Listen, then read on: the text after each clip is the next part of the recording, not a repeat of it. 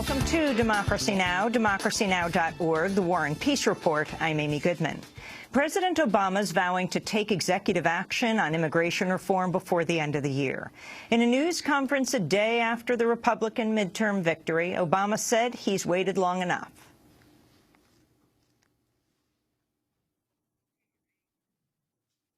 Tried to work on a bipartisan basis as much as possible, and I'm going to keep on doing so. But in the meantime, let's figure out what we can do lawfully through executive actions to improve the functioning of the existing system. Obama had previously vowed to take executive action before the end of the summer, but then delayed his move until after the midterms. Although he offered no details, Obama's executive action will likely include a reprieve to slow his record-breaking deportations. President Obama will host congressional leaders from both parties at the White House Friday. In response to the Republican victory in the Senate and gains in the House, Obama said he's received a message both from voters who turned out and the many more who stayed home. As president, I have a unique responsibility to try and make this town work. So to everyone who voted, I want you to know that I hear you. To the two-thirds of voters who chose not to participate in the process yesterday, I hear you too. In his remarks, President Obama also announced he'll finally seek congressional authorization for his military campaign against the Islamic State in Syria and Iraq.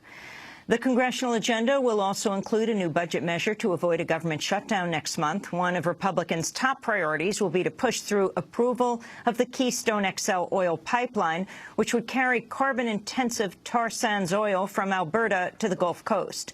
Obama said he's open to working with Republicans on energy issues, but will await the State Department's review process on Keystone. On Keystone, there's an independent process. It's moving forward. And I'm going to let that process play out. When I travel to Asia or I travel to Europe, their biggest envy is the incredible homegrown U.S. energy production that is producing jobs and attracting manufacturing, because locating here means you've got lower energy costs. So our energy sector is booming. And I'm happy to engage Republicans with additional ideas for how we can enhance that. In his own news conference one day after the midterms, Senate Minority Leader Mitch McConnell said approving the Keystone XL and cutting corporate taxes will top his agenda in 2015. We need to embrace the energy revolution that's going on in our country, promote it. It's hugely advantageous to America, not only in the area of energy independence, but employment. I mean, the employment figures connected with Keystone are stunning. The president's indicated he's interested in doing tax reform. We all know having the highest corporate tax rate in the industrialized world is a job exporter. All this talk about job exportation, what's exporting jobs is having the highest corporate tax rate in the industrialized world. Senator McConnell is expected to be the new Senate Majority Leader when Republicans take control of Congress in January. The head of the World Health Organization has said the pharmaceutical industry is partially to blame for the rapid spread of Ebola. Speaking at a conference in Benin, Margaret Chan said drug companies have shunned efforts to find a cure for Ebola because it impacts impoverished countries unable to afford expensive drugs. The research and development incentive is virtually non-existent. A profit-driven industry does not invest in products for markets that cannot pay. WHO has been trying to make this issue visible for ages. Now people can see for themselves. Chan also faulted the absence of effective public health systems in West African countries worst hit by Ebola, Guinea, Liberia, and Sierra Leone. The latest U.S.-led airstrikes in Syria have reportedly targeted the al-Qaeda-linked Nusra Front. The Syrian Observatory for Human Rights said overnight bombings targeted Nusra in the northwest. Al-Nusra scored a major victory last week after seizing control of Syria's Idlib province. Unrest continues in the occupied West Bank and in Jerusalem. On Wednesday, a Palestinian driver killed an Israeli pedestrian and wounded 14 others after ramming his car into them on the side of a road. 3 Israeli soldiers were wounded by the same driver nearby. The attacks reportedly came in response to Israeli forces storming the Al-Aqsa compound after Palestinians protested the planned entry of extremist Israelis. The clashes come as Israel announced plans for 500 new settlement homes in East Jerusalem. Jordan's recalled its ambassador to Israel in protest of what it calls an increasing and unprecedented Israeli escalation. At the United Nations, Palestinian Ambassador Riyad Mansour asked the Security Council to intervene. This explosive situation in which extremists in the Israeli government and among the settlers and other extreme groups are trying to push the region into religious confrontation, and that attitude and behavior will take us to a place where we don't know the results of that intensification of this sensitive situation in occupied East Jerusalem.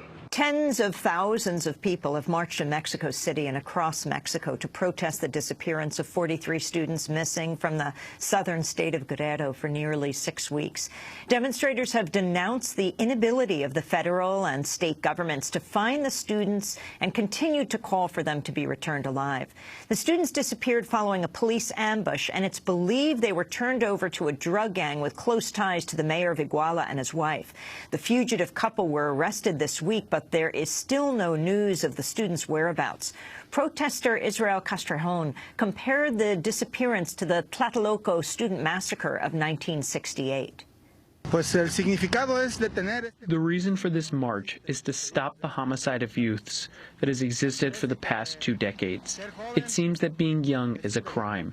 It seems they want to exterminate this generation, as they did 48 years ago. In New York City, about 100 people gathered to block traffic in front of the Mexican consulate to demand justice for the missing students and protest the role of the Mexican government. 3 people were reportedly arrested. Speaking at a news conference, Juan Carlos Ruiz of the Episcopal Diocese of Long Island said U.S. support for the Mexican military is fueling violence in Mexico. Today we can say this military aid is responsible for the massacres of our students, for the criminalization of our kids, for the disappearance of an unknown number of people. It is estimated that 80,000 people are missing since former President Calderon declared his war on drugs. At least 80,000, but we know that there are more than 120,000 or even 150,000. Mexico, the Mexican land, is a cemetery. A Kuwaiti national has been freed from Guantanamo Bay after nearly 13 years imprisonment without charge. Fawzi al-Oda is only the second low-level Guantanamo prisoner to be freed this year, despite President Obama's declared intent to close the prison. Oda has been repatriated to Kuwait, where he'll remain in custody for a year. Marriage equality bans have been overturned in 2 more states. On Wednesday, a circuit judge in St. Louis struck down Missouri's LGBT marriage ban as unconstitutional. The ruling came 1 day after a federal judge overturned a similar ban in Kansas. More than 30 U.S. states now allow marriage equality. The death sentence of a Texas prisoner has been overturned after prosecutors withheld evidence that could have aided his defense. Alfred Dwayne Brown was convicted in 2005 of the murder of a Houston police officer in a robbery gone wrong. Brown has always maintained his innocence. His death sentence was nixed after lawyers found records of a phone call he'd said he made from his girlfriend's apartment at the time of the murder. Prosecutors say the phone record was withheld by accident, not intentionally. The case now goes to a lower court, but it's unclear if prosecutors will retry it. Hundreds of masked demonstrators gathered outside the White House Wednesday for an annual protest dubbed the Million Mask March. Organized by the hacktivist group Anonymous, protesters rallied around issues including National Security Agency surveillance, government corruption, and freedom for WikiLeaks founder Julian Assange. The rally came as part of Guy Fawkes Day, the commemoration of a failed effort to blow up the British Parliament in 1605. The top state energy lobby in Texas has filed an injunction to stop a voter-approved ban on hydraulic fracking. Voters in Denton made their town the first in Texas to ban the drilling technique by approving a ballot measure on Tuesday. Denton's known as the birthplace of fracking, which is widely used throughout Texas. The Texas Oil and Gas Association says the ban is inconsistent with state law. Anti-fracking measures were also approved Tuesday in Athens, Ohio, and California's San Benito County. In a statement, the Center for Biological Diversity said, quote, as voters showed, if regulators won't protect them from fracking pollution, local communities will use the ballot box to protect themselves. Meanwhile, voters in Richmond, California, have rejected an attempt by the oil giant Chevron to influence the local city government. Chevron spent more than $3 million to back a slate of pro-Chevron candidates for mayor and city council in Tuesday's election. But none of Chevron's candidates won, with voters electing the candidates the company opposed. The vote comes 2 years after a massive fire at Chevron's oil refinery in Richmond sent 15,000 residents to the hospital. According to one tally, Chevron's failed effort cost it $72 per voter. And those are some of the headlines. This is Democracy Now!, democracynow.org, The War and Peace Report. I'm Amy Goodman. And I'm Narmeen Sheikh. Welcome to our listeners and viewers around the country and around the world.